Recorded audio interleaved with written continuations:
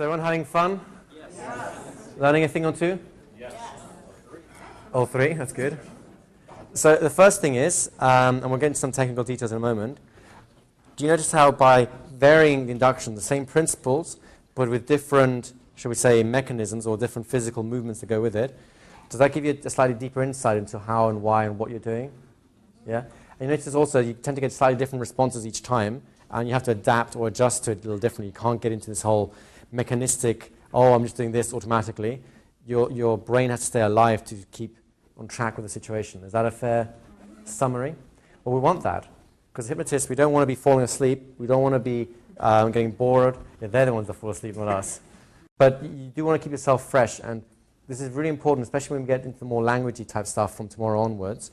Because people make the mistake of thinking, all I need is the magic words. I memorize this magic script, and hypnosis takes care of itself. It doesn't. It's all the peripherals. It's this. Right? I'm going to work a little bit more with this in a moment. Now, I think you had a question, Michael. I'll just lean into you. I was wondering at the beginning of today, you mentioned that most people think that hypnosis is about sleeping and that you actually go to sleep and you're not aware of what's going on. Right. So my question was, if that's the case, and we're trying not to do that, Yes. and make it clear that that's not the case, Yes. why then in these exercises are we using the word sleep as the Beautiful. command to trigger the whole thing? That's a beautiful question, right? It's a worthy question, isn't it? Why are we doing it? I don't know. I do. It's always, my granddaddy did it, and I'm going to do it. But actually, that is the truth. That's actually part of the reason. See, there's a couple of things. You're right. We are, when you're using more words, I avoid the word sleep like a plague. But the context that we're using here, we're actually going to be triggering, we're going to be utilizing a couple of phenomena that are stacked up. The first one is expectation. People have heard, well, what is the one thing that your friends always say when they hear you're a hypnotist or going to a hypnosis seminar? Right? Sleep. That's what they say. That's what they expect to hear. There's kind of a cultural conditioning thing goes on. You say this word, and people go into trance. So why disappoint them? Right? They know what's coming. If I said, for example, relax, they go, all right, is that all it is? But if I'm using sleep, it's already, they go, oh, this is the hypno guy doing his hypno thing. Sure, I'll go with that. So it packs more meaning into the one suggestion because of cultural reasons. The second reason is because sleep is a related state to the one that we want, right? So we don't want sleep in terms of being tired. We don't want sleep in terms of the mind shutting down. But we do want it in terms of the mind spacing out. You know when you're falling asleep, you have that beautiful moment. It's called the hypnagogic experience, where your mind kind of expands out and your imagery becomes more vivid and your dreams become half real, and it's like, hey, I'll give you on drugs and no one would know. Well, when you're saying the word sleep, you're trying to trigger into that experience, but it's happening so quickly, you're not going to get the full version anyway. So you're kind of priming the nervous system with something it kind of knows already, but it's basically saying, go in this direction. And then the rest of the language takes care of it. Now, if you do have someone who is under the impression that they'll be literally asleep and the mind shuts off, the way to inoculate against that is just to give a little pre-talk at the beginning. So in a moment I'll say the word sleep. When I say the word sleep, just close your eyes and just go with experience. Now, when I say the word sleep, I don't mean the sleep of bedtime. I mean a special kind of hypnotic sleep. Just go with the experience and you will love it. So it's a sentence you throw away to kind of reframe that at the beginning.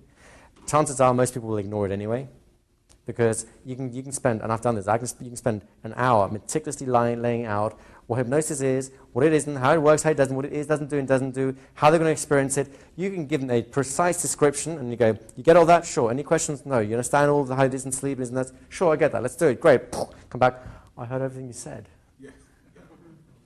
So it's going to happen one way or the other anyway. So as far as I'm concerned, it's not a big deal. Does that answer your question? As a rule, you're right, I would avoid the word sleep in regular hypnotic work. It's just a nice compact term for what we're doing. Any other comments or questions? Go ahead. Let me just... Wouldn't it be similar to a faith healer going heal? They expect yes. to heal similar to... That's exactly right. So when a faith healer just goes heal, or whatever things current terms are, they're doing exactly the same, because in that context, that word is as semantically packed as the word sleep is in our context. Now, if I was going to become a faith healer, I would do the exact same things. Seriously, I would do nothing different. The only difference that would change are the frames in terms of the language that I use. So I'd go, heal, and then they'll be flying onto the floor, and then they're going to start the jerking motions and the speaking in tongues thing, and the power of the Lord will be upon you and stuff like that. By the way, this is not to denigrate evangelists, because there are some who really believe what they're doing and are doing great work, whilst others maybe aren't. I'm just recognizing the fact that the process that they're using is a hypnotic one, right? And whether the power of the Holy Spirit comes into you at the same time, that's just a bonus as far as I'm concerned.